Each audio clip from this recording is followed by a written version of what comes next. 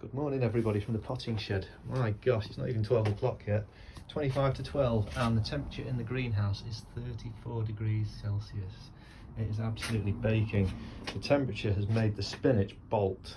If you don't know what bolting is, it means it's trying to run to seed. So you can just about make out where the flowers are starting to form.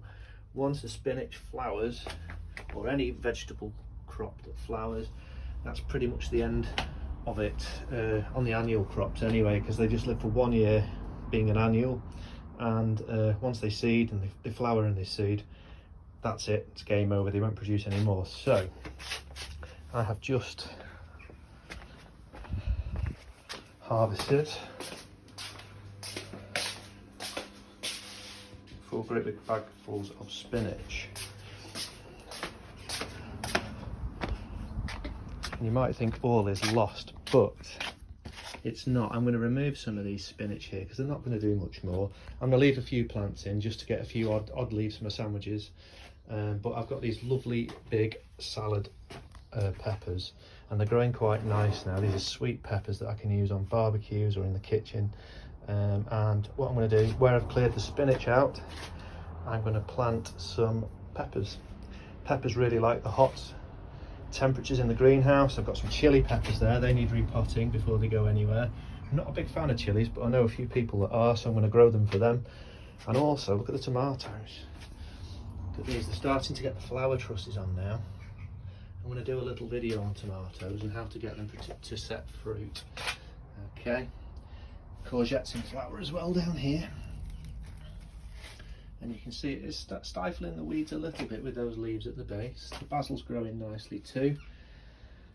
But yeah, I think really it's just a case of getting the spinach sorted now and making sure that we don't waste it.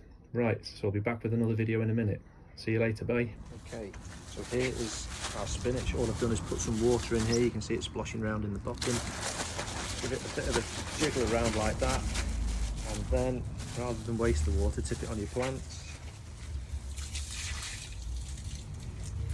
Okay, so it's draining out.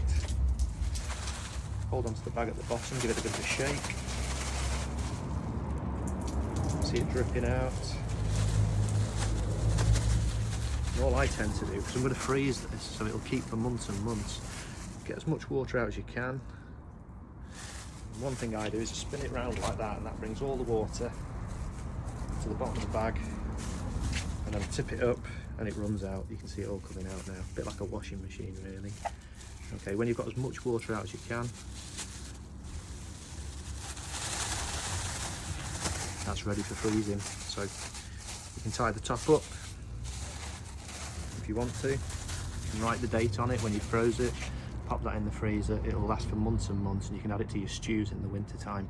It's great stuff, really good for you, full of iron. Right, so that's another little tip for you. So we've not wasted our spinach, we're going to freeze it and use it later in the year.